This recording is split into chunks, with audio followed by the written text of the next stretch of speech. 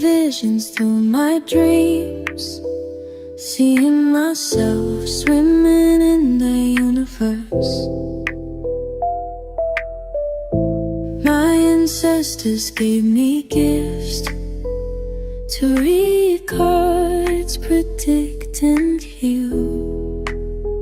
My name is Daphne, but spirit calls me Babylon. Angels communicate through numbers. Intuition is so deep. The gift I fully embrace within.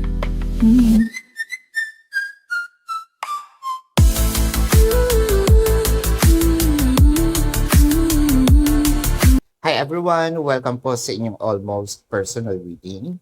I want you to know that this is a general reading, so you may resonate po sa buong reading na ito or baka konti lang.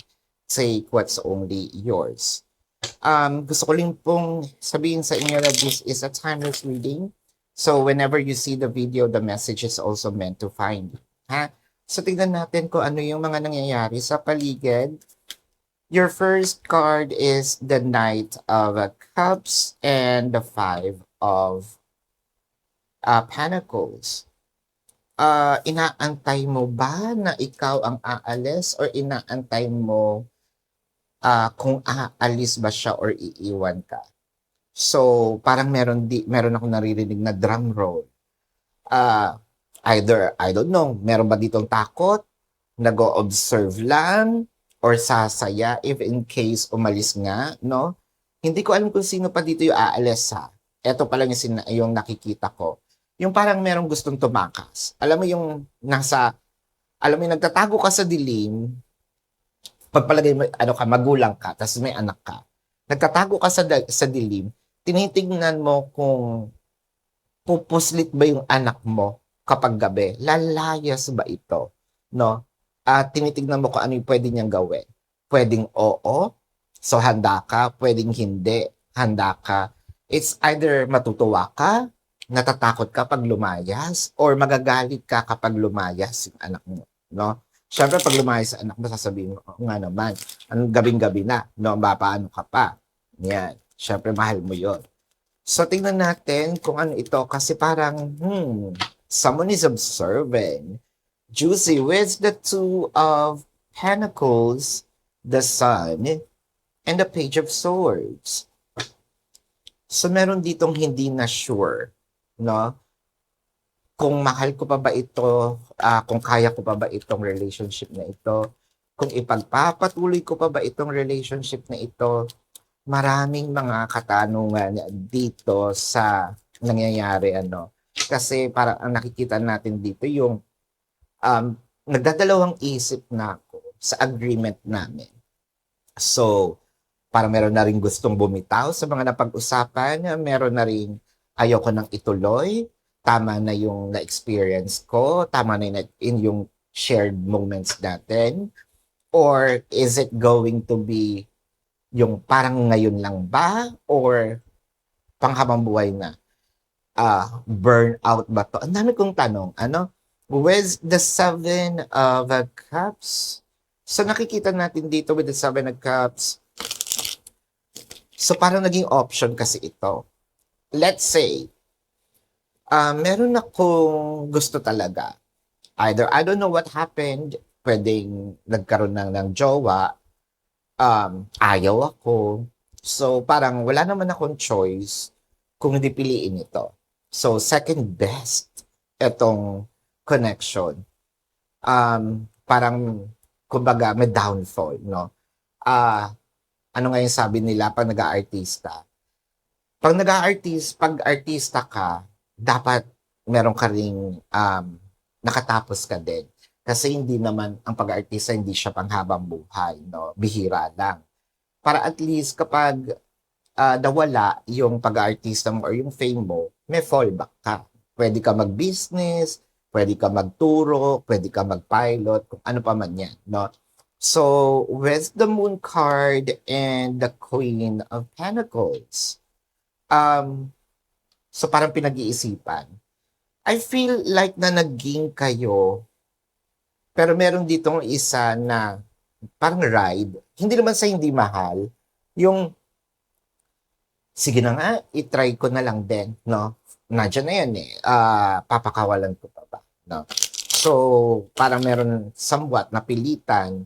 Hindi pinilit, ah. Hindi kita pinilit para magkaroon ng relationship. Napilitan ako kasi parang wala na rin akong choice. So, I myself to blame, no? Yun, ganon. So, with the Nine of Pentacles, I love the Nine of Pentacles showed up. Kasi kahit papano nandito naman yung saya, yung happiness, somewhat, at hindi naman ganun ka-satisfied, pero hindi naman puro pasakit, no? So, at least kapag nire-recall itong relationship na ito, meron na iisip na, ay meron akong ibabaon, no? Or meron akong baon na maganda na moment dito sa relationship. The Eight of Pentacles and the Seven of Swords. Well, ang nakita naman natin dito, let's say, hininto naman talaga yung example ha. Ako yung nakarelasyon mo, tapos meron akong inaantay na ibang tao, hindi nga kami naging kami, at hindi ako pinansin dahil ang aking reputation ay malikot ng paglaro, no? Meron, hindi maganda ang reputation ko when it comes to relationship. However, so parang walang nag-aano sa pwedeng playboy, playgirl, no? So, wala kasing nagtiyaga, kaya ako pumatol. So, nandito ako ngayon sa relationship na ito. Habang tayo naman, kung ako yung karelasyon mo, sumaya naman ako. Tinigil ko naman yung pagiging playboy, playgirl, yung ganyan. Trinay ko rin, no, na maging maayos. I don't know what happened, kung sino yung aalis at parang nagdadalawang isip. Is it me, nakarelasyon mo, or is it you, nakarelasyon ko? So, gets, ito yung ating dynamic ha. Tingnan natin, kasi parang, what's the problem? 'Di ba? Ginusto mo siya, nung ginusto ka, nagdadalawang isip ka ngayon? Or ako yung nagdadalawang isip na gusto ko tong relasyon na to? Tumino naman ako, 'di ba? Ha? The Two of Swords, eto na nga. The Ten of Cups and the Queen of Wands. Aray ko! Bakit naman ganito? Bumalik eh. So, bumalik yung person na inaantay ko. I think that person really wants to give me the chance or a chance.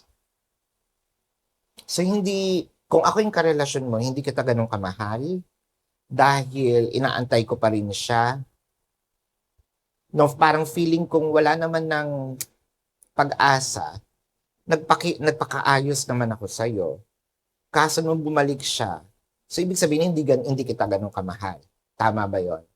So hindi kita ganun kamahal, kaya nung bumalik yung inaantay ko, doon ako. Siya yung priority ko. Ang sakit naman nito, so ginawa mo akong panakip butas. Ginawa mo akong ang tawag doon, rebound. Ang palagay mo sa akin, basketball or basketball court. Grabe ka ha. So pero ang meron naman ditong word na naging masaya ako. Yun nga lang, hindi kasi ganun kalagkit. Hindi ganun kadikit yung attachment dito. Wow. So this is your reading. Let's check the zodiac sign of the person. Pero bago yan, gusto ko pong sabihin sa inyo na ito po, kung meron kayo, no, kung kayo nakaka-resonate, let me know sa comment section.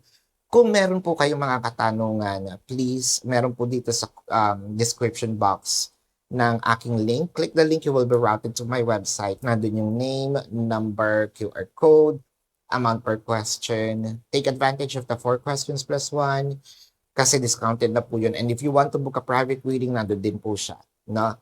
Now, let's check the zodiac sign of the person. This can be their sun sign or placement in their chart. Ganon din naman yun sa inyo. I'm seeing Leo, Pisces, Libra, Gemini, Taurus, Virgo, Pisces, Scorpio, Capricorn, Cancer, Libra, Taurus, Virgo. So this is your reading. Maraming salamat. Love and light. Namaste. See you po sa susunod na readings. Goodbye. You want the best.